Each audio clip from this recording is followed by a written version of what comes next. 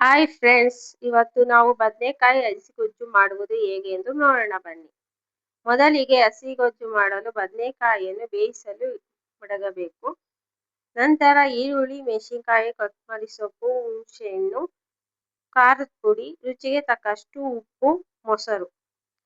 ಮಾಡುವ ವಿಧಾನ: ಮೊದಲಿಗೆ ಬೇಯಿಸಿಕೊಂಡ ಬದನೆಕಾಯಿಯನ್ನು ಸ್ಮ್ಯಾಶ್ ಮಾಡಿಕೊಂಡು ಒಂದು ಪಾತ್ರೆಗೆ ಮೊದಲೇ ಕಟ್ ಮಾಡಿಕೊಂಡ ಈರುಳ್ಳಿ, ಕೊತ್ತಂಬರಿ ಸೊಪ್ಪು, ಮೆಣಸಿನಕಾಯಿ, ಹುಣಸೆಹಣ್ಣು,